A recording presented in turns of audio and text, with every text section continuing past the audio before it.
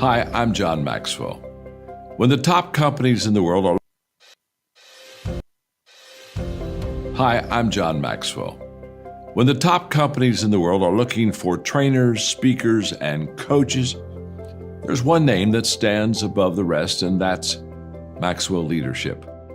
Our certified team members have gotten proven results for companies all over the globe, and our reputation, I'm proud to say, is second to none. Some of our members have risen to the top of their profession, including the one you're going to meet today. I proudly introduce you to my friend Bob Fabian Zinka. Welcome to the Leadership and Success Podcast with your host, Coach BZ. If you need to develop into a better leader, this podcast is for you. If you want to achieve a greater level of success, this podcast is for you. His mentor, Dr. John C. Maxwell, said it best: everything rises and falls on leadership. We hope to inspire you today and provide you with an insight that has the potential to positively impact the trajectory of your life. Welcome to the Leadership and Success Podcast.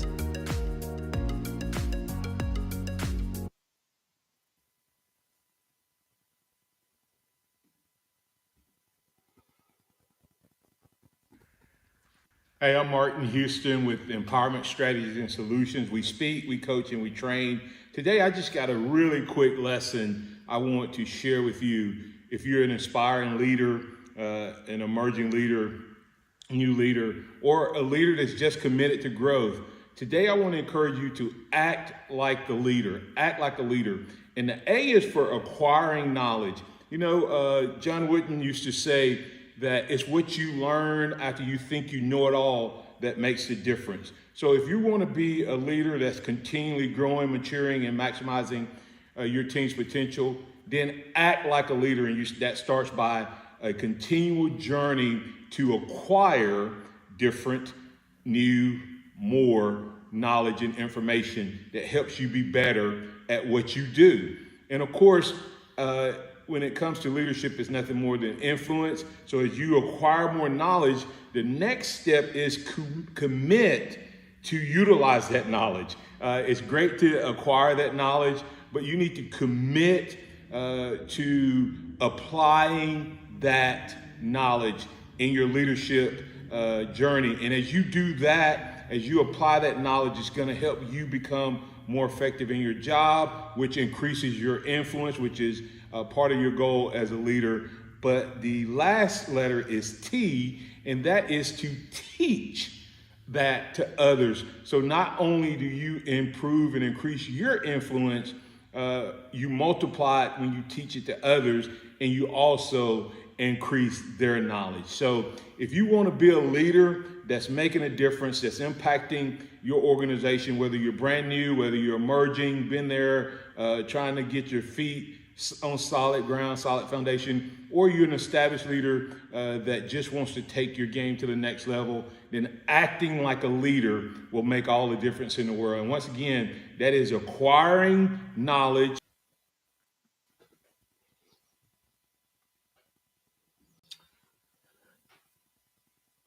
All right, everyone, this is Coach Busy. Thank you for joining us early this morning. It's about 6 a.m. here in California, so 9 a.m. on the East Coast. I just showed you a short highlight of the guest who's going to be with us today.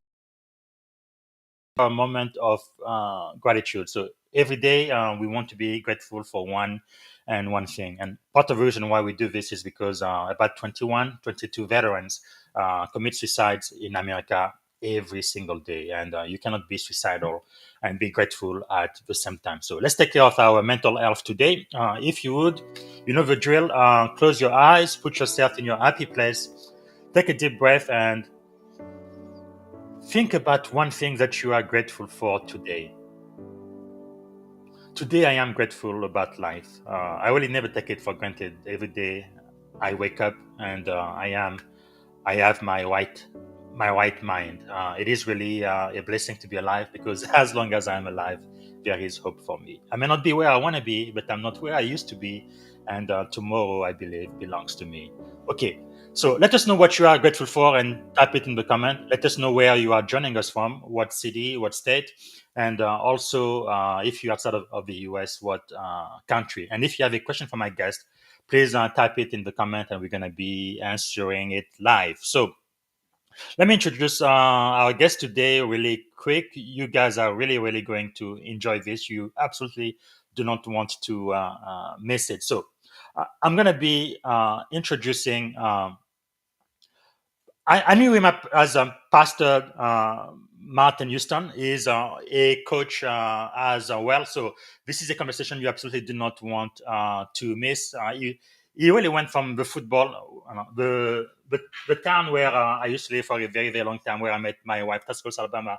It's a football town, and this is a huge celebrity over there. So from football stadium to the boardroom to the pulpit. So Coach Houston is a national champion, executive coach, pastor, author, and builder of leaders. Today, we're going to be unpacking how to lead with a championship mindset in life and in business. Lesson from Alabama 1992 national championship that apply to today's teams. Transforming setback into setup for growth, but also building winning cultures in churches, company, and community. So, ladies and gentlemen, without further ado, please help me welcome Coach Martin Houston. All right, Coach Houston, thank you so much for being here. We've been talking about this podcast for at least a couple of months now, so I'm so glad that you are here. I guess to get started, what are you grateful for today, sir? Wow, that's such a powerful question. So many things to be grateful for, Coach BZ. But I would tell you, you can kind of find it in kind of a grouping. Family, faith, yes. And of course, in Tuscaloosa, you got to love football. But, yes. but most importantly, I kind of piggyback off what you said. The fact that I have breath in my body means that everything is still available to me, yes. and the opportunity to impact this world and to maximize it and live the most by it. But yes. Faith, family, football are kind of really, really critical to everything that I do. That's wonderful. Yeah, the free F in Tuscaloosa, Alabama. It was really a shock to me the first time I went to a football game when I was a student there. I'm like, what in the world is going on over here? People just went crazy and wild. I'm like, wow, I've never seen anything like that in my life. It's like, wow, that is something.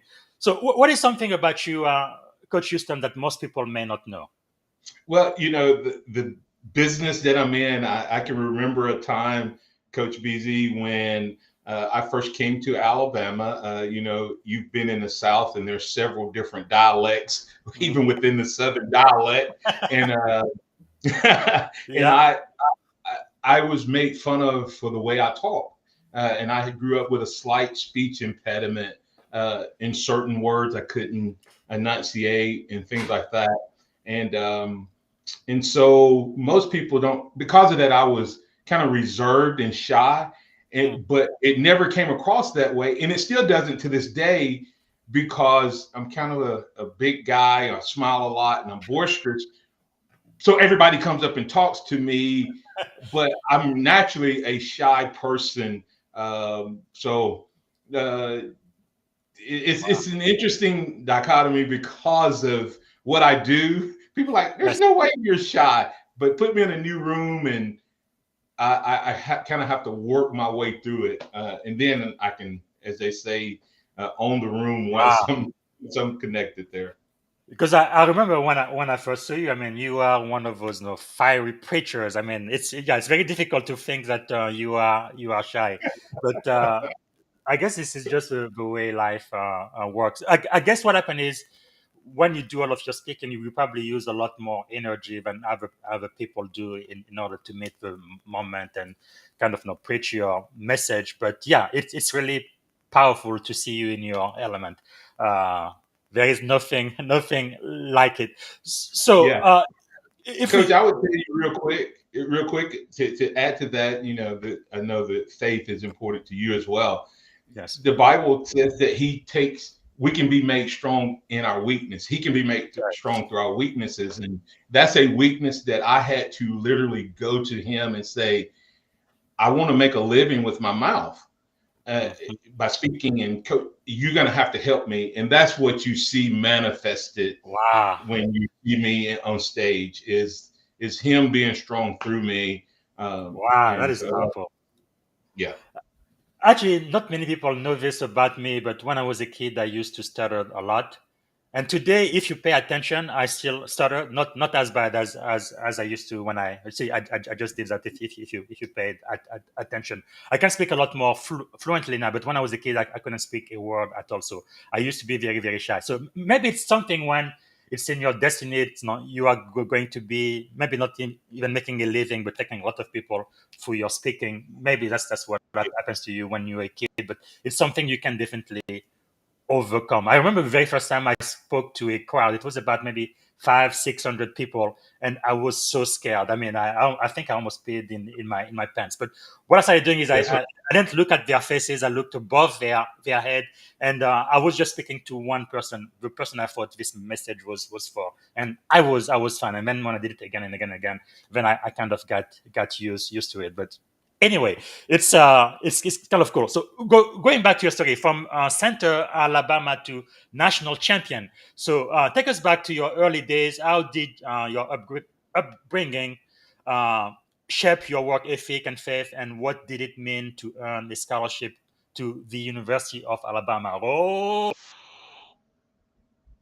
Yeah. Well, first of all, I tell people often that my work ethic came from my mom. I mean, I mm, watched my mom get up every single day and take care of her responsibility. And my parents divorced when I was in second grade. My mom remarried not long after that, but it was her work ethic that gave me the work ethic, and it also kind of became a motivation to drive me to help take care of her. The other part of that is just being in a small country town. There wasn't a lot to do, and so you learn to work hard. I can remember the days of getting up in the summers, and the summer work was working in a field. You mm, know, picking cucumbers wow. and baling hay and all of that. So the type of work that was available to a young man in my community was that type of hard labor. Fortunately, God blessed me with a body that was conducive to football. At one point, I thought that Bob, I thought it was going to be. I mean, Coach BZ, I thought it was going to be basketball. Hmm. I ended up 5'10", but I was five. Just to give you an example, in the seventh grade, I was 5'9", right Wow. at 200 pounds. I mean, sorry, 5'7". Eighth grade, I was 5'9" and a half, 220 pounds. The first time I played at Alabama, so I thought I was going to be really tall. First time I played at Wow. Alabama, I was 5'10", 215. So Wow. That's crazy. yeah. So football, but for me, I was a reader early on. Hmm. And everywhere I went, I used to carry books with me. Now I have my Kindle, but I used to carry books Yes. with me, and I read, and it exposed me to so much. So I knew I wanted to get out of that small community, and so the scholarship to Alabama, I knew that the way that I could afford college Hmm. would be through athletics. Now I could have gotten some smaller scholarships academically as well, but I knew that to get the full ride, football would do Yes. that. And had several options to choose from, and chose the University of Alabama. And that's how that's what that meant to me, was it opened up another whole pathway of life because of getting that degree. That is really That is awesome. really awesome. If you can If you can take us through you going to Alabama, especially the national championship, and what you think were the secret of the success of the team, you becoming a national champion. Oh wow! First of all, just going there was a great honor, and as you mentioned, there's not anything quite like football in Alabama. because the University of Alabama has had tremendous success, and there are no pro sports in the state in any level or any sport. So it's the highest level of achievement in sports within the state. And so getting a chance to come here, I had the privilege of playing for Bill Curry and Coach Stallings. Bill Curry was the quote, quote, outsider, never accepted by the family. The fan base never bought into him, but he gave me my opportunity. Wow. And then Coach Stallings came in, kind of gruff, old school, had coached for Coach Bryant, had coached for Tom Landry. And that if I could make a leadership application to those two guys, I think it will help your audience. Bill Curry he won 8 games, 9 games, and 10 games as success, which typically would have been considered successful, but because he was an outsider, they didn't accept him. But what was interesting is his philosophy was he coached his coaches. Wow. He never really coached me. Like he would coach my position coach to correct me and tell him to correct me. Coach Stallings came in, and man, he was hands-on in the trenches. And I remember the first time he said something to me, I was like, "Whoa, what's going on?" So he was a in the trenches type of CEO. And those two, I've learned to use both of those types when I've led. Some people need you to be hands-on. Some need you to give them space. And the University of Alabama was absolutely amazing. It gave me my degree. My wife and I got married my redshirt freshman year. So we were married for 3.5 years while I was playing ball. We had our son 2 years after we were married. So he was part of the national championship. But we had some ups and downs in that time, Bob. And this is the greatest. This is a story I can tell people. We were 10-0, number 2 in the nation under Bill Curry. Wow. We lost to Auburn. And then Auburn. Yeah. And then we lost to Miami, and Bill Curry left. They hired Coach Stallings. Here's the thing. Everybody loved him, but we lost the first 3 games he came in. Like we were really good. And then we were like 0-3. We lost 5 games his first year. And got embarrassed in the bowl game. Then we came back the next year, won the first game, went down to Florida and got beat 35-0. Wow. Okay. Steve Spurrier said, we will beat this Alabama team by 35 points. That's what he said. Wow. And they beat us 35-0. We came back as a team and had a players only meeting and said, here's the deal, guys. The 2 of the last 3 games we've been out there, we have embarrassed ourselves, this university, and our family in the Crimson Standard. Yes. I mean, we've been without the coaches, and we said, here's the deal. We're going all in. You can leave, but if you stay in this room right now, you're committing to do the work that it takes to be a champion. Wow. We won our next 28 games in a national championship en route to that.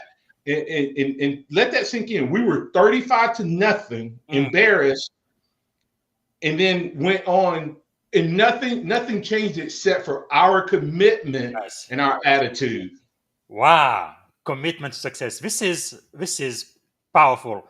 And also you mentioned Auburn. I remember the rivalry between Alabama and Auburn. And I remember when I was a student there, I believe in the 90s, somebody poisoned a tree, I believe in Auburn, if I remember correctly. Yes. This is just crazy. Our football rivalry gets people to do crazy stuff like that. It's like, wow. Yeah. People really get out of their mind when it comes to football in Tuscaloosa. My goodness. Okay.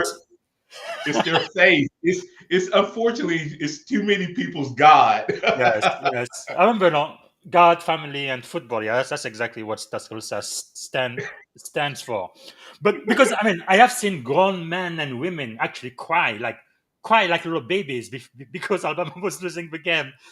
This is just unbelievable because I went to 2 games only in my life. One Alabama won and it was just ecstatic and crazy. And the second one, Alabama was losing. People knew they were losing. Half of the stadium emptied. Like they went on. They didn't want to see the end and crying like babies. I'm like, what in the world? This is just a completely different experience.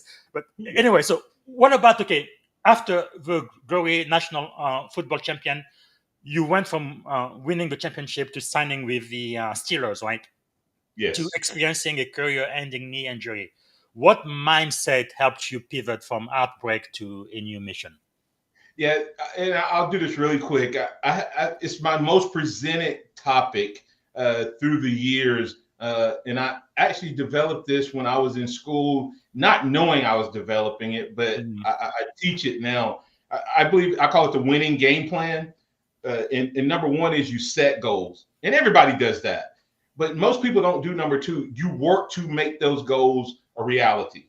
And then number three is that you actually have self-confidence, not cockiness, not boldness, not arrogance, but a confidence that I can do this. I can reach that goal that I have if I put the work in, and I'm confident that I can do that. And then number four is never quit. It doesn't matter what's going on. You just have to have this resilience mindset that you don't quit. A setback is an opportunity for a comeback. So, and then the fifth thing is have your own standard. Like I had teammates who were first rounders and they all went on to play. But when I got hurt, I knew that what my goals were, and part of that was I was married and had a child. So I graduated a year early. When I went up to the Steelers, I already had a job waiting on me if I didn't make it. The owner of a local business, he and I talked. I said, hey, I want to pursue this. If it doesn't work out, I want to come back and be able to take care of my family. So I already had a plan of action, a game plan. And it's just like any time you call a play. You have the play you want to run, but if that play is not able to be executed, you audible to whatever the next best play was. And of course, the last piece of that is my faith. I believe Romans 8:28, all things work together for the good of those who love the Lord and are called according to his purpose. And I knew my purpose wasn't just to play football. It was my platform. My purpose. And so when that moved, I just said, God, what's next? How do you want to use the experience of playing for Alabama and the Steelers to be able to move forward? And I tell you a quick side note, because of that mindset, Coach BZ, I was the first player that didn't make the team. I got injured and everything, and was came back to Tuscaloosa, but they gave me a helmet, and the lady wrote a note, said, thank you so much for your impact and your influence. You're the first player that I know of that did not make the final roster because of injury or whatever that we gave a helmet to, but we felt your impact. So So I tell people I still have a Pittsburgh Steelers helmet to prove that I was there. Wow, that is really powerful. Another thing that you say is leadership is a full contact sport. What do you make, and how do you coach your people with that mindset? Yeah, leadership is a full contact sport. In football, you can stand on the sideline. I tell people fans have it easy. They always say, they don't do this, they don't do that. They're up in the stands, and what you see from the stands is not always a true reality of what's happening on the field. Yes. Actually, when you watch football, television has ruined how we watch football. You actually should watch football from the end zone.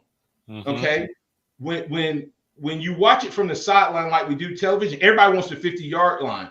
Well, you can see it going back and forth, but you can't really see what's happening. Yes. The end zone is actually the best seat because you see from behind the line of scrimmage and what's happening. And what I mean by that, being full contact, is you have to get out there in the trenches. So as leaders, if you are going to be a leader, first of all, you have to have the right angle and the right perspective. In other words, you can't sit in the stands at the 50-yard line and just bark out orders and commands. You actually have to get, first of all, behind the line of scrimmage.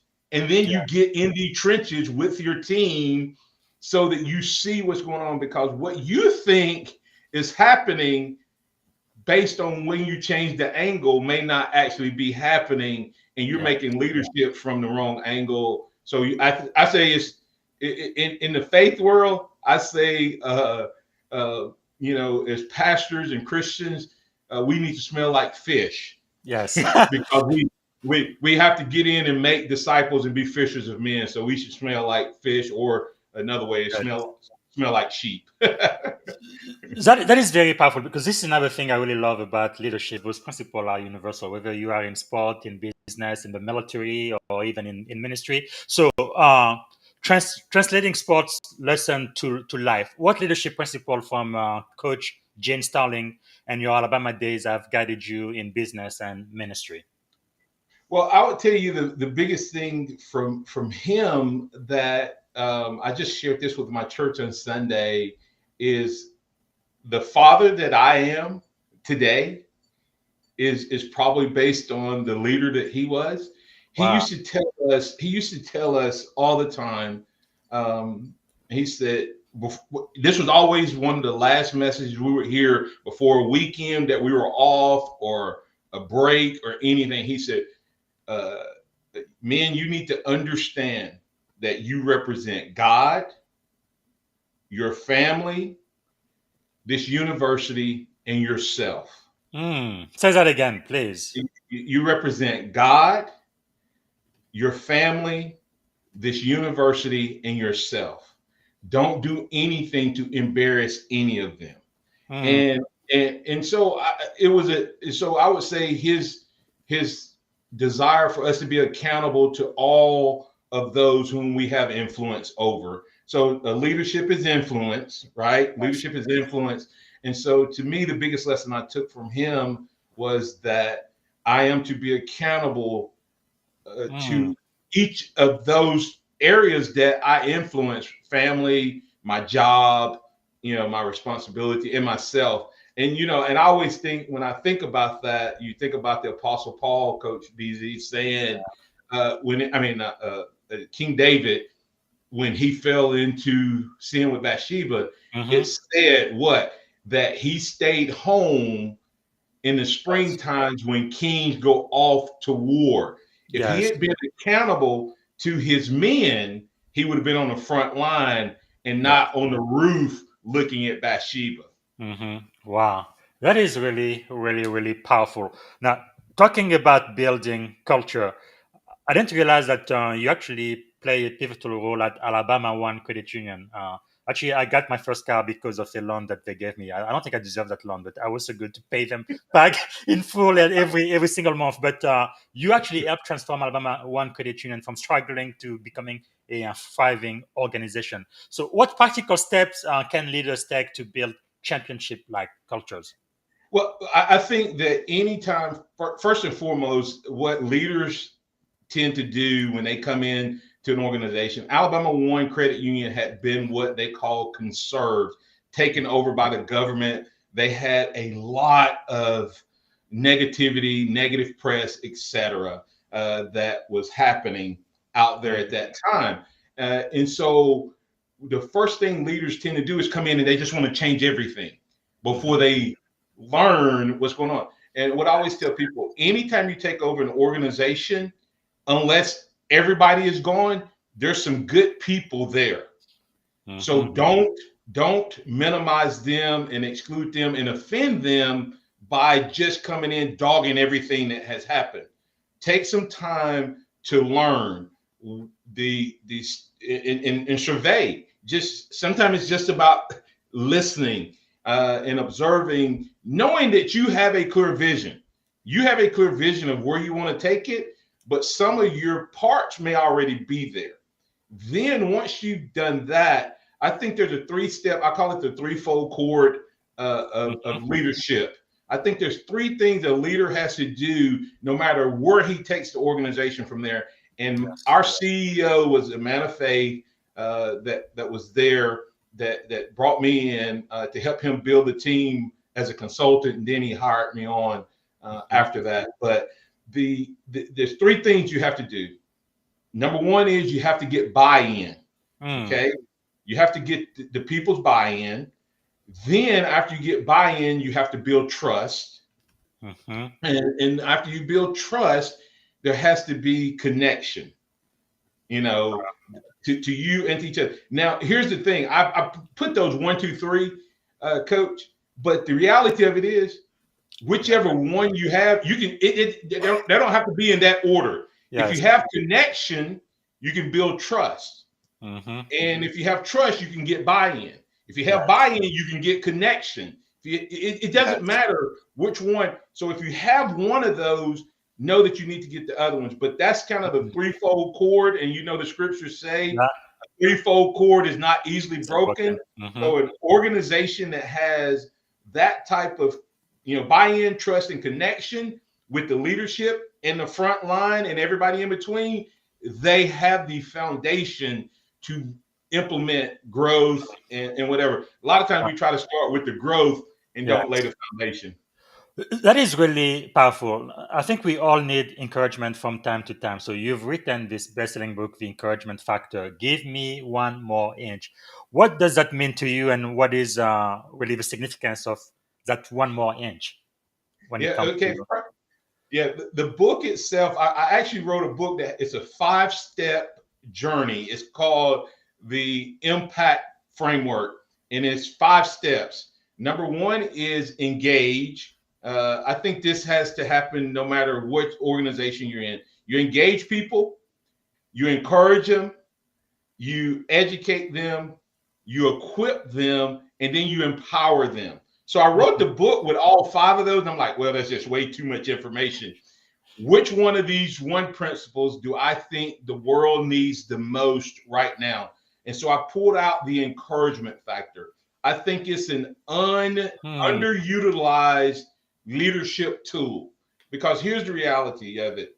If someone's engaged, then you may not need as much encouragement in getting them engaged, but you need to encourage them to take their next step.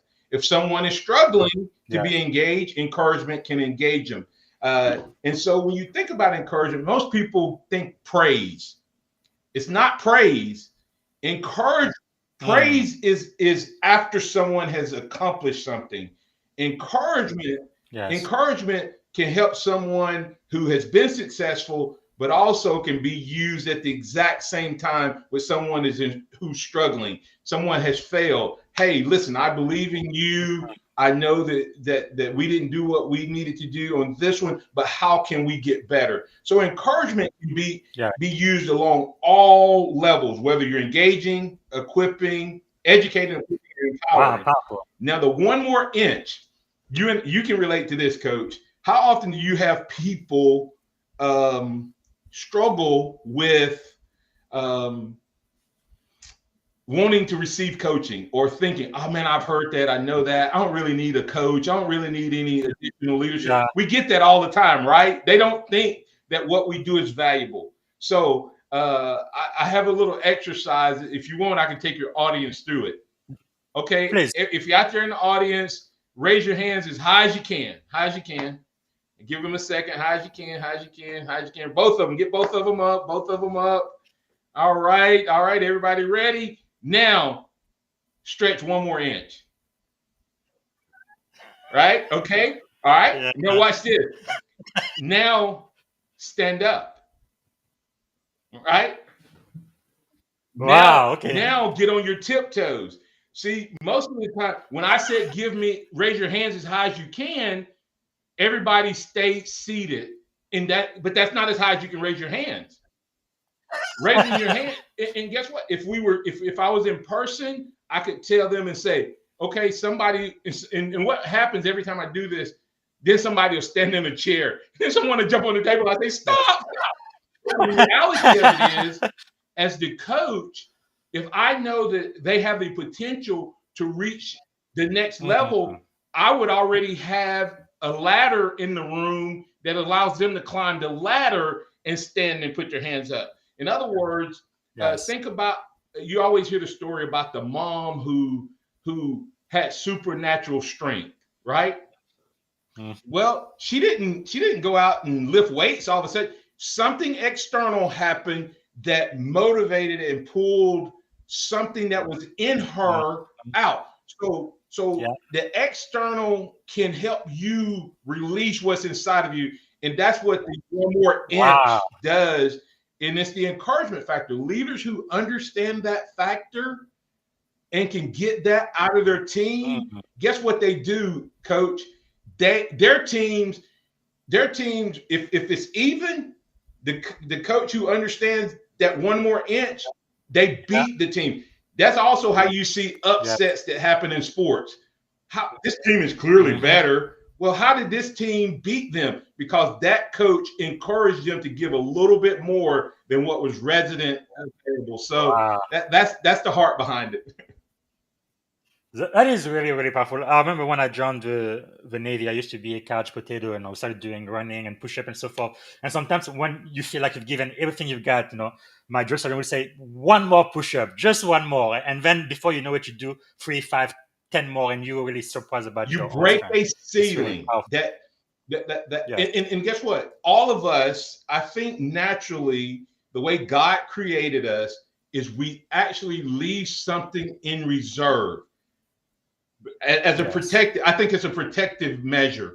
But when you have effective coaches or leaders or influencers in your life, they help you get more out of that, and they push you. And once you break that ceiling, that's what's so interesting. It's like running the marathon. It's like you feel like you're gonna die, but if you can just get past. Now I'm not gonna run one, but I've heard this said. They say like it's like you think I cannot take another step, and you don't know when that moment is, but it's like somewhere, bam, they hit that next moment, and then they get a second win. Well, leaders, effective coaches, they help people find their second win. Wow, that is really, really powerful. I've actually experienced that. Like I say, I used to be a couch potato. Once I joined the Navy, I started running and running. So for the first 10, 11, 12 years, I was running all the time until I started having issues with my knees and my ankle. But it's really a feeling that is different. And sometimes I would run just to get that feeling. It's very powerful. Okay, we are done with the first segment. We're gonna move over to the second segment of the show. I'm watching time there. And thanks so much for agreeing to be with us for the hour. But before I do, is there a question I should have asked you for the first segment that I haven't asked? No, I think that you've hit it all, and we'll hit it all as we keep going. Fantastic. But again, everybody, please follow Coach Houston, and it's right there on your screen, linkedin.com in Martin Houston 35. I'm going to guess that 35 was your jersey number, yes? Fantastic. So very, very easy. Martin Houston 35. Please follow. Okay. What is the greatest lesson you have ever learned? Wow. That greatest lesson I have ever learned. I will tell you that principle I teach my kids is keep blocking. And I played fullback, and my number one responsibility was to block. But if people don't understand that sports analogy, I always tell them keep blocking. The hole will eventually open. Greatness awaits, but it waits for no one. So you have to keep going. Just remember that principle I said earlier is if you ever quit, you lose. You know, winners never quit and quitters never win. I add to that, losers have a quitting spirit and winners have a resilient spirit. So that's kind of the greatest lesson that I learned from that. And I'll tell you where that came from. My senior year, I was able to play in every game from the time I was a freshman up until my senior year. But there was a guy in front of me named Kevin Turner. God rest his soul. He passed away from ALS. But he and I, we competed every day. And we were best friends, but we still competed. And I tell him every day, I'm going to take your job. I'm going to take your job. And he's like, bring it, baby. But I was finally the starter, coach. I was finally going to be the first team guy. And I was struggling so bad. And he was like, Martin, your responsibility is to block. You have to block. And I'm like, coach, I hated blocking, but that was what I was called to do. So I had to keep blocking. But here's the leadership lesson he taught me in the meantime. He said, Martin, only way you're going to play is if you block. He said, if you learn to do the things you hate to do that are essential to your job, if you learn to do those things well, the things you love to do will come easy. Okay, so I wanted to run the ball. I wanted to run the ball. I didn't want to block. But guess what he did? Let me show you how awesome a leader he was. He was telling me, Martin, if you don't block, you're not going to play. You're not going to get to run the ball. He went back to Coach Stallings and said, hey, Coach, Martin's a really, really good blocker, but he wants to run the ball. Let him run the ball every once in a while, and he'll block better. And I ended up that year being, running the ball 100 times my senior year. The crazy part is, coach, remember, I hated blocking, didn't want to do it, wanted to quit. I ended the year, my senior year, as the #1 rated blocking fullback in the entire country. Wow, that is amazing. Yeah, so that's why I say keep blocking. I mean, sometimes what's in your hands that you struggle with may very well be the pathway to your blessing. That is really insightful. So what do you think then is the secret to your success? The ability to get back up. Resilience isn't getting up once. Resilience and that keep blocking is getting up again and again and again and again. I mean, it's just but I would love to say that that's something great within me. I really do believe Romans 8:28. When I was let go by Alabama One, I helped reach great success at the credit union. We grew.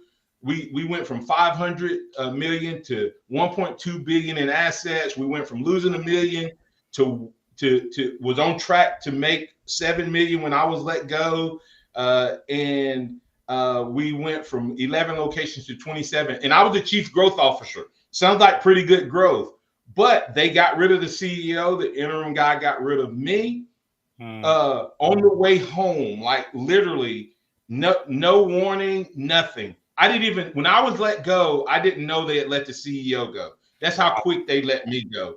But I was also being groomed to be a CEO. So, and I get it. That's fine. But instead of pouting on my way home, I said, God, what's next? Where do I go? I didn't go, why did you do that to me? Because that was the most successful I had been in my professional career. I was the chief growth officer, and you saw how we grew. Yeah. So it should have been like, this like, we need to keep this guy, but you have to get back up. And that wasn't the first time I had gone through that. But and I just say, because if you stop, I just can't say that enough. If you keep getting back up, you have a chance. We talked about gratitude earlier. And I said, as long as I have breath and life, I still have opportunity. Yeah. And so as long as I get back up and learn from, now you have to learn from it. I don't want anybody to hear me saying, keep getting back up. Because if you don't learn from it, you're doomed to repeat it. Yes. So I'm like the old goat that was dropped in the hole that took the dirt. And every time they threw dirt on him, and he patted it eventually till he got out. So I'm like the old goat that I just took those lessons and I said, okay, God, what do I do from here? How do I grow from here and learn from that? And that's how I got to this place. Wow. You and I wouldn't be having this conversation. Yes. I think about, I just look and go, you and I knew each other 20 something years ago. Yeah. Let that sink in. And because of that change, you and I are now have a relationship, but now I also have an opportunity to encourage all of the people Yes. that you lead. I have if I can share this, I have a Yes. personal mission statement that I live by. And I wrote this mission statement about 2 months after my wife and I first got married. And it was, if I meet someone, their life is better off having met me than it would be otherwise. And so that forces me to invest in every person that I see, not based on what they give me, but based on what I have committed my life to give them. So, That is and powerful. yeah, so, I've lived by that since I was 19, and Wow. I'm a young, spry 55. So many leadership lessons and everything you've said. You're really full of wisdom. I like what you said about getting back up again. No? I remember that song by Donnie McClurkin we used to sing back in the 90s. A saint is a sinner who fell down but got back up again. And Yes. it really takes that courage to say, I'm gonna try it one more time. And I love what you say about meeting people and adding value to them. Something I do. One, I value people. Two, I have great value. But two, I want to add value to the people I meet. Yeah. And that's really powerful. Okay, what are you learning right now? Wow. A couple of things. One is I'm working on a curriculum, a framework called friction zone leadership. Okay. So friction zone leadership. And what we've been taught is to deal with conflict resolution. Well, conflict resolution is reactive, meaning that it's already happened. What if we could move the ball up and identify beforehand? So for instance, there's three, I call them the big three: people, process, and technology. I guarantee you that 80% or more of the issues and the challenges that you're facing come from people, process, or technology. It doesn't matter. You can look at it 100 different ways. Somehow that's going to be involved. And they're just like, think about it from this standpoint, Coach BZ, is if you took 5 countries and removed the borders, but kept all of their differences. Okay. Take China, Russia, US, Britain, Canada, and every time someone traveled from one country to the next, but they still have their own company values, their own country language, their own country experiences, what's going to happen? You're going to have friction. They won't understand each other. They won't value each other. There'll be all type. Well, when you take the workforce, you have traditionalists, baby boomers, Gen Xers, millennials, and Gen Zers. They all speak different languages, have different value. So there's already going to be what? Conflict. Yes. There's friction and tension. But guess what? You can set up friction zone rules and guidelines and get ahead of the curve and be proactive, knowing that I always tell them, you need to understand, if you have a baby boomer that's talking to a Gen Zer and they're talking about remote work and how to use technology, yes, and what's the process for calling in, it's gonna be, so you have to learn to manage that friction. And there's ways to get ahead of that through something I call friction zone mapping. And you just map out which areas are good, which department or which demographics or which processes or which technology areas. Like if you're rolling out technology but not communicating, you're creating friction. So that's the biggest thing that I'm writing it out and writing a book behind it. Not that's but powerful. it's I think it's a game changer coach, Yes. because it's proactive. It's proactive. Yeah. You have to have translators. Your leaders have to be translators to communicate between the different, Mm-hmm. people groups, Yeah. or when you think about when you as an executive, you ever said anything to a young person, a child, or something, and you're plain as day on what you're saying, and Mm-hmm. they're looking at you like What are you talking they, about? Yeah. they don't have a clue. So you either have to translate it, or you have someone that can translate what you said for them to understand. Yes. That's what leaders need to do in the workplace. You also need to have bridge builders, people Mm-hmm. who build. What is the purpose of a bridge? To connect one side to the other so that there can be dialogue back and Oh, forth. yes. And so Wow, that is powerful. it's a lot. But that's the biggest thing So I'm learning right now.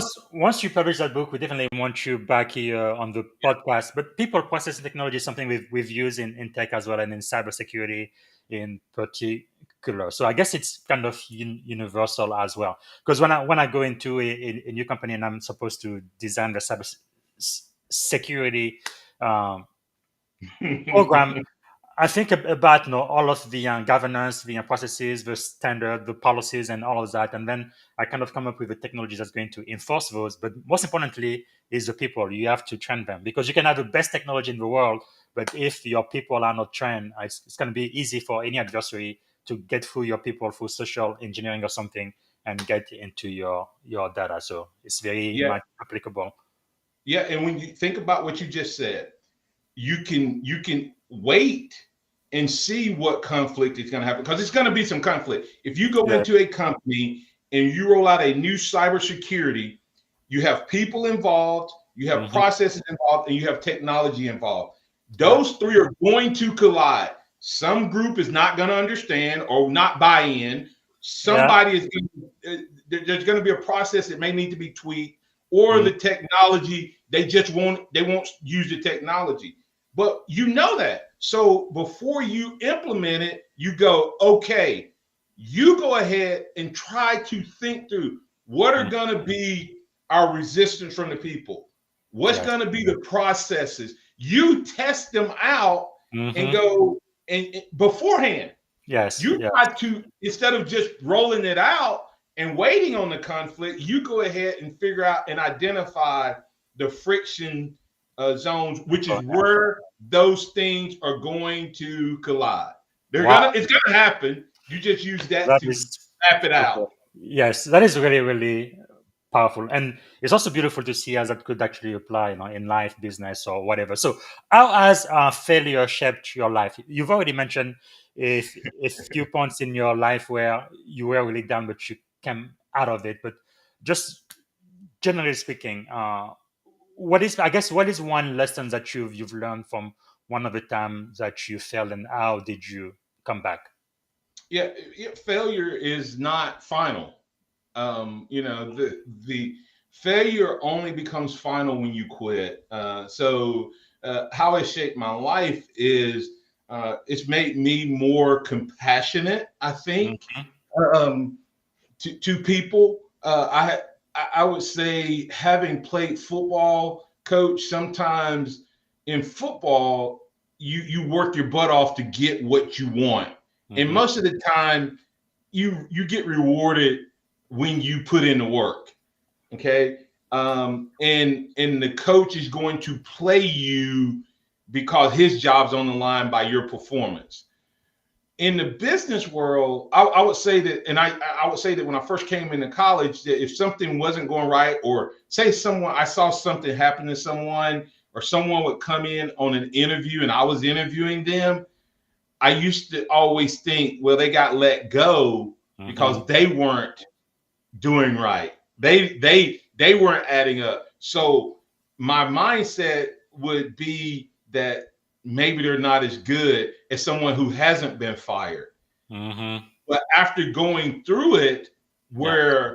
where I was let go, and the CEO was let go, who was my mentor, had nothing to do with my performance. So Mhm. it changed my perspective, It Yeah. made me a little more compassionate leader and understanding. Mm. And the other part I would tell you is the church that I took over used to be 1,000 members. When I went there, it fell to 60 something people. Wow. Um, and and God showed me. He says, Martin, the core of what built this church is still there. Mm-hmm. So the world is saying it's failure. I'm telling you, you get a new start. And Wow. so failure has taught me that don't go in thinking that's how you label the person. That's Mm-hmm. a situation. And then the other part is don't. Nick Saban used to say this, and I so agree with. He says, don't waste a failure. Yeah. Don't waste a failure. Okay, that was one of his big principles. And what that meant, coach, was if we lose a game, what can we learn from that loss? What weakness Mm. or thing that they took advantage of Yes. that we need to turn into something positive? And in the football world, they'll tell you all the time, you learn more from a loss than you do From a win. a win, because it forces you to go back and self-evaluate and Yeah. assess. And that would be what I would say that Wow. has helped me the most is don't waste a failure and learn and grow from it and build on it. Don't go Yes. back below that. Build on it instead of starting over. Wow. Reminding me to go back to the foundational, right? And really learn from it, and then from there you can thrive. That is really really powerful. So who are some of the people that you know that we should know, some thought leaders or mentors, people that you follow? Well, Craig Groeschel is one of the people. Craig Groeschel, pastor of Life Church.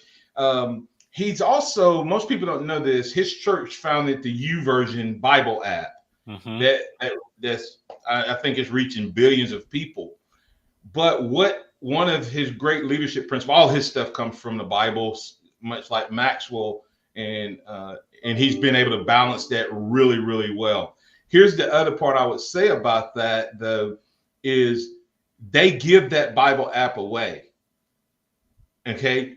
And I never forget when he made the statement that he learned to give. And as they give, God blessed them back. Mm. So Craig Groeschel is definitely one of those. He's always sowing seeds through his Yes. giving, and therefore he's always reaping a harvest. And that's why they're the largest, multi-campus church in the country, Yeah. and reaching millions and millions of people through the Bible app each and every day. He's one guy, so without a doubt. That is really awesome. Now, we already talked about your book, The Encouragement Factor. Is there another book you would recommend to the audience? Yeah, you put it up there earlier. The Nick Saban, the Leadership Secrets of Nick Saban. I've studied him like being here in Tuscaloosa. I've Yes. watched him. Unbelievable leader. I'll tell people he could lead any organization. He just happens to be a football coach. He is a CEO, bona fide leader. He has something called the process that he used to talk about. But the thing that I'm gravitating and just leaning in on in his current book is about how to build a team. Mm. And it's about recruiting and how listen to what he did on the first day, his first staff meeting. He made everyone in the building, not football, everyone that was at the football facility, Mm-hmm. janitors, secretaries, passerbyers probably, but everybody had to be in the meeting. And he said, our lifeblood is recruiting. Mm. The people we bring into this organization will determine the success of this organization. So he showed the John Maxwell thing. He saw value in himself, but he saw value in others, and he wanted to add value. He told the janitor, he said, if someone goes in the bathroom, they better see a spotless toilet. because Yes. that reflects on all of us. He told the secretaries, "You build a public image of who we are, so you Mm. better do it." And he did, and I'm probably going to butcher the way he said it, but he said pretty much the facility is our showroom, and he said this building at any moment, any given time, any season must be ready to show. Wow, that is powerful. And so I think that he stayed on that. They said that he committed every single day. Hmm. Every single day, he said recruiting is the lifeblood or it's the oxygen. He's they said he recruited every single day. That is amazing. When he would go on a vacation, they would give him 100. They said they would have to prepare like 100 tapes. And no matter what happened, no Mm. matter what happened, if it meant that he had to stay up at 1 o'clock at night, he would still do recruiting. Think about Wow. if we had that same commitment to our faith every day, no matter what. He said it removed because it was the main thing and the only thing. Hmm. He said there was never an excuse to not do it. Wow, that is powerful. I know I've worked in the startup world since 2014, like 11 years now, and definitely sales and marketing, recruiting is definitely the lifeblood of any business. The It's really Jimmys and the amazing. Jimmys and the Joes, and not the X's and the Yes. O's. You can have Wow. all the right. You can have all the right like processes and Mhm. all of that. But if you don't have people who can execute them at a high level, I mean, Yes. the people with the best ideas are not the most successful. I mean, Execution. Sears catalog was Amazon, Yes. right? The Sears catalog was Amazon, but they did not transition Mm. because they didn't have the Jimmys and Joes to make the transition, Yes. and Amazon did. Yeah. Yeah. Nobody remember who they were. Actually, most Sears stores now are completely closed. Yeah, it's really That's right. That's right. amazing. So, if you could choose three people to have dinner with, who would you choose and why? They could be alive, dead, or even mythical figures. Well, first of all, Jesus would be one. I mean, that's an easy one for me. Two Uh, more? Without a doubt, Jesus would be on that list. I would probably say Coach Saban Hmm. would be one because of Yeah. just that learning. Let me think Well, of the third one. Who would be? Wow. probably Pastor Greg Hmm. Goschel, I'm guessing. He would be interesting, but I don't know who the third one would have to be. Um, Probably someone that has you know hmm, Coach Wooden. I don't know Wooden, if you yes. know Yeah. Yeah. he would possibly be on that list Yes. um, uh, as a Actually, possibility. Coach Wooden was one of the primary mentors of Dr. John C. Maxwell. It's really amazing how, again, talking about basketball, not football, but how the same principle apply in life, business, and everything else. Which, Oh, absolutely. yeah. Sports is the greatest teacher of life. So Yeah. I grew up Dallas Cowboys fan. So I may do a fanboy thing. Tom Landry Mhm. was the head coach there, who built the Dallas Cowboys from a startup franchise. And the reason I say that was I got to meet him at the end of my college career. I Wow. did get to meet him right before I was drafted. Went to the league. So I probably would love to pick his brain a little bit. That's amazing. Okay, we are running out of time, but I could talk to you for hours and hours. But let me ask you this: when you wake up in the morning, what is one problem you would like to solve? Wow, I think it's the divisioning of our country. Yes. Um, I do a sports talk show every morning, Hmm. and this is what I say. It's a sports talk show, but I say the following: Remember that this is a day that the Lord has made, so Yes. let's rejoice and be glad in it. Take some time today to notice someone, love someone, serve someone. And so that's kind of my mission statement. And so I hate how divided we are. And most of that division is lack of knowledge, lack of information, lack of interaction, not really differences. Yes. It's perceived differences, perceived things versus reality. So I figure out how to make people have conversations. Yes. If I could remove something from the world, is prejudice, and not prejudice in terms of race only, but in the root of that word is prejudging. In other words, how often? Let me give you. Can I give you a quick example? Please. In the working at Alabama One at the credit union, you would see people come in, and then you would get their account number, and you would look at their account number and go, "Wow," because they came in and they looked just like the average Joe that's working at the local retail store. Nothing flashy. They got their car barely pulled up to the thing, and then you'd open up their account and they'd have $1.5 million in their account. Yes. Multi-millionaire, right? But look like the everyday person. Then you see someone come in dressed to the nine and looking the part, and then you open up their account and they're overdrawn, right? Yes.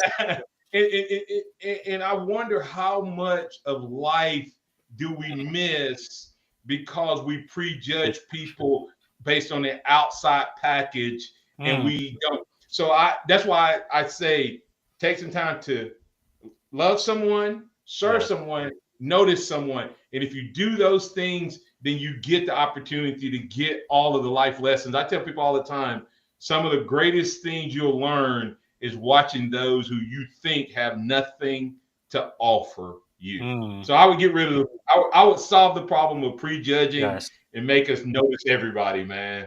Just connect. That is powerful. We definitely need it now more than ever before, right? We're supposed to be the United States of America. You're right. We are more divided than I've ever seen us. Kind of take me back to, we just celebrated 9/11, the 24th anniversary. I remember 9/11 was a pretty tragic day. People from my generation, we will always remember that. But the day after, I didn't see.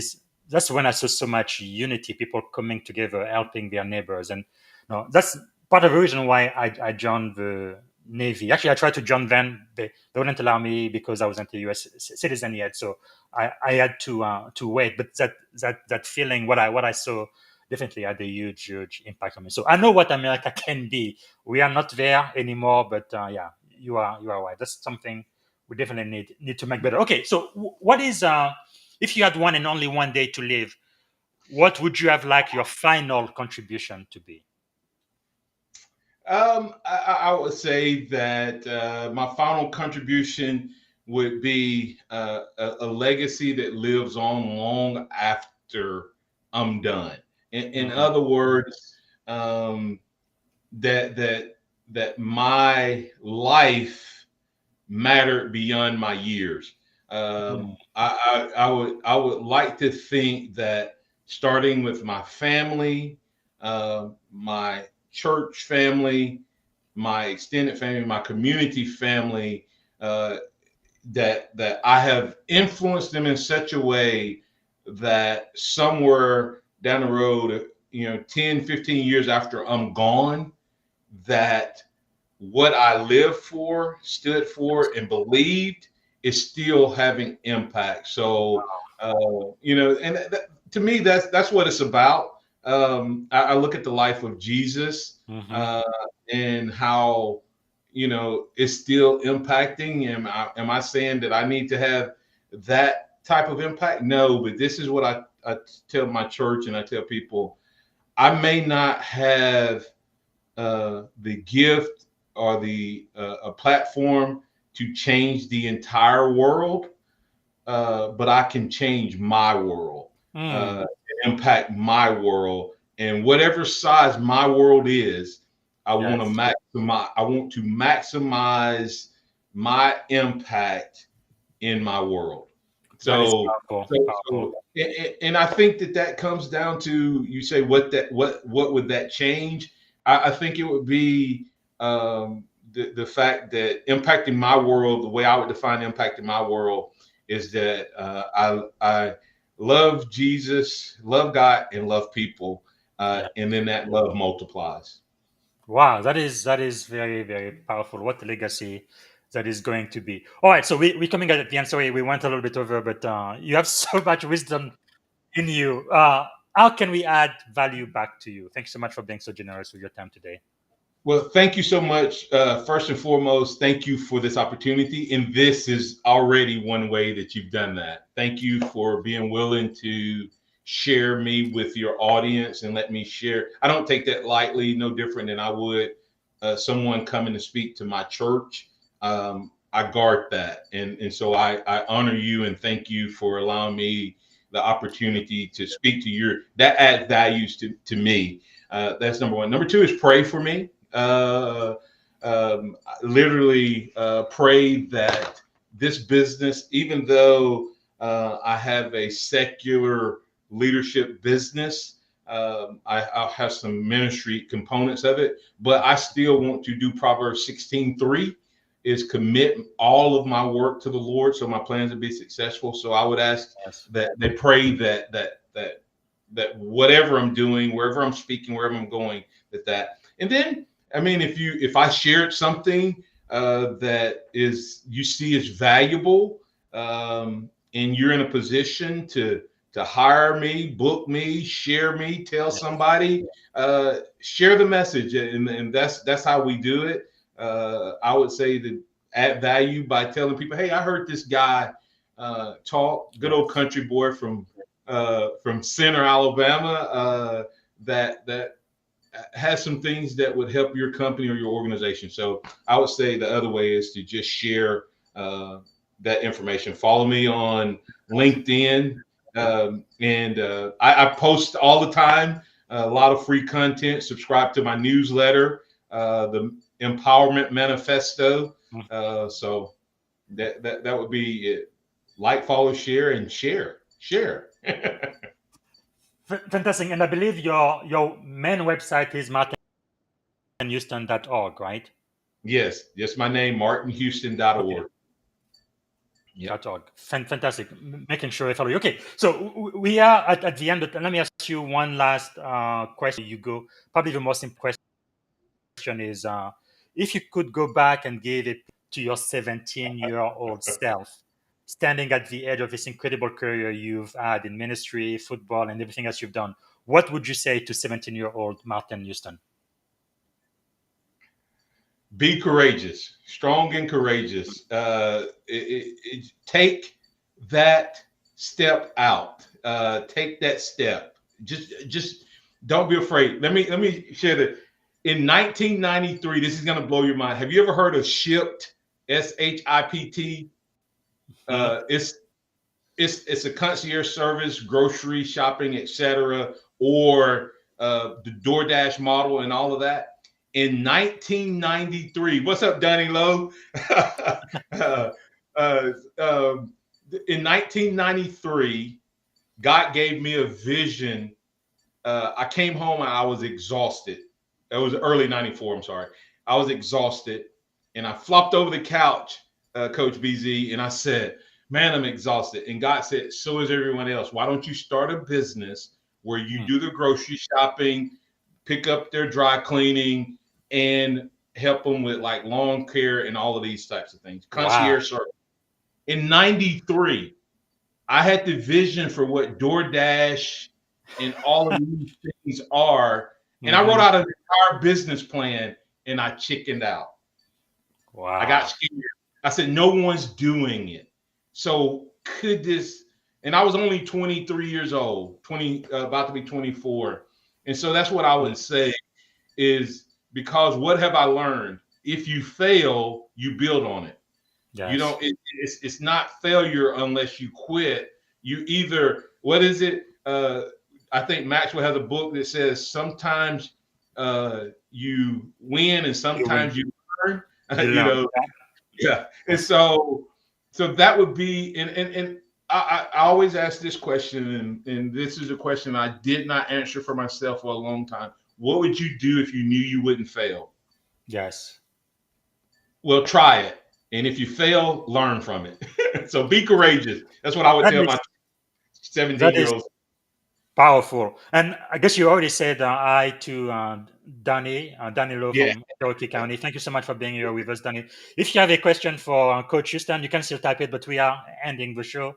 Okay, so first, before I ask you the quick questions, is there anything else I should have asked you that I haven't asked it? I know we are out of time, so sorry for that, but you have so much to teach us. Oh, yeah. My time is fine. I'm not. Very You good. don't have to worry about Thank my you. time. I'm Thank you. good. I'm good. I'm good. Yeah, So, you're not. any I kind of left the 2 hour window. So like any question we should have asked you that I haven't asked yet? not really. I mean, I think I've hit faith and family Yeah, and very good. football. All right, so let's bring this plan down. When you were a kid, what did you want to be? I wanted to play professional football with the Dallas No Cowboys. kidding. When I was in the third grade, that was my goal. I had never played football, so it was Wow. to play, and that drove me to. I knew I had to go to college to play professional, and this was a God thing. God dropped that in my spirit. Wow. I can remember laying, and I can give you the visual. I was laying on my bed with my back on my back, with my feet up against the wall, and I'd never played football, and I felt like God said that you can play professional football, and I started watching the Dallas Cowboys, and so really, really. But it drove so much of my life. It gave me discipline. It gave me hard work, and it also made me focus on my academics. And of course, That's that amazing. to this day. Yep. Now you had Yep. a So test with it at Alabama, but then again you went to the Steelers, and then you also met the transformational coach from the Dallas Cowboy, which is amazing. Actually, since you have a little time, let me just show this to the people there. I'm gonna share my screen. Just 1 second. I want them to see your website again. We want them to go to Martin. Let me see. Come on, computer. Here we go. Okay. yeah. They should Thank be you. able to see your website now, Yeah. martinhouston.org, empowering better people, stronger team, championship culture. So they definitely need to hire you to be a keynote speaker and to coach them. And yeah, so this is what's available, and just click on book now, and you can have Coach Houston coming to your event. That is just wonderful and powerful. Okay, so what are three adjectives describing you as a child? Do it now. Three adjectives describing you as a child. I would say I was big. Okay, two more. Extremely big. I was 88 pounds in the first grade. So so big. I would say curious would be one. And I have to share this nerd. I was my brother, my older brother who recently passed. Oh, sorry. He used to always tell me, "You better thank the good Lord that He gave you the ability to play football, because you'd be America's biggest nerd." Wow. What about as an adult? Three adjectives. I would say encouraging. That encouraging and empowering, kind of hand in hand. I would say consistent. I had the opportunity to run for mayor a couple years back, and they do the whole deep dive, and Nice. it was my team. My team like tried to dig up dirt on me, and they came back, and this was probably, I don't know if I've ever shared this publicly, Coach BZ. They said, "Martin, we've been doing this a long, long time, and we went back as far back as we could find people in your life, and interviewed all the way up to today, and your life was consistent. The people who we talked to, who knew you where you grew up, who knew you as a student, who knew you in your job, and who know you now, all had the same traits that they described you by. That's Um, powerful. and, and so that, and then the other one I would say is a lover of God, man. My Yes. faith has been, and that's the reason I think that's the foundation of the consistency. I don't. It's not anything special about me. It's that my faith. I want that to be the adjective. That's he loves God. Wow. He loves God.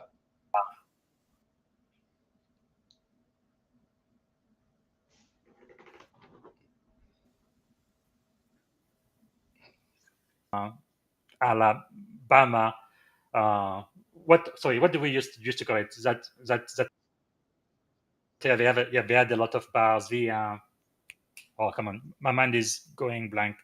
The the, Uh, the quad what do we call that? That's yeah. No, not the quad, but the strip at the university. They had a lot of bars and restaurant and University Boulevard, the Strip, University Boulevard. the strip. Yes, okay.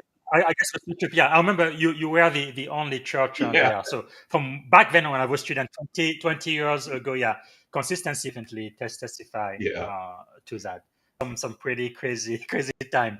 Okay, so yeah. we are at the very end of the podcast now. Sorry, we went over by almost 30 minutes. Very sorry for that. But to end, this question I'm going to ask, this is it.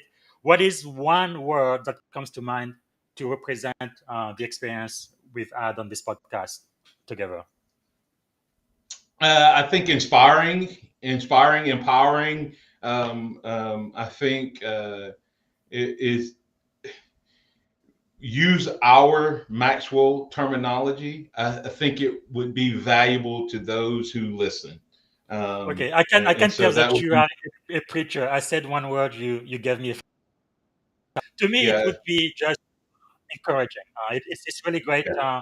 to see an old friend. You know, you were my pastor, and I really love everything you are doing with coaching. And thank you so much for making the time to be on the show. What a great honor it is. Thank you so much.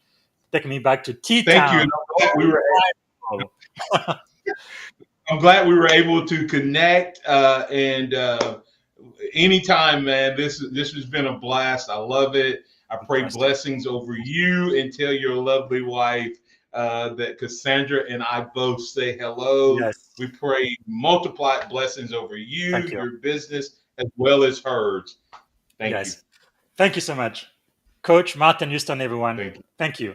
All right, everybody. I'm gonna be back here tomorrow. I think we are going to have a AI 10-minute recap from the podcast I had with the one and my coach. That's gonna be tomorrow, and then on Friday, I'm going to have two podcasts. In the morning, we're gonna be talking to the one and only Sharon Lecter. She's the co-founder of the Rich Dad Poor Dad. Everybody in the world knows that. And then in the afternoon, I'm going to be talking to my brother, my shipmate, Captain Select Desmond Walker. You really do not want to miss it. It's going to be a very powerful week. So I guess this is it for now. I don't see any question on YouTube or LinkedIn. Thanks again for being with us.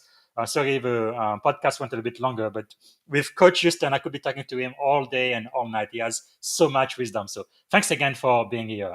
See you tomorrow.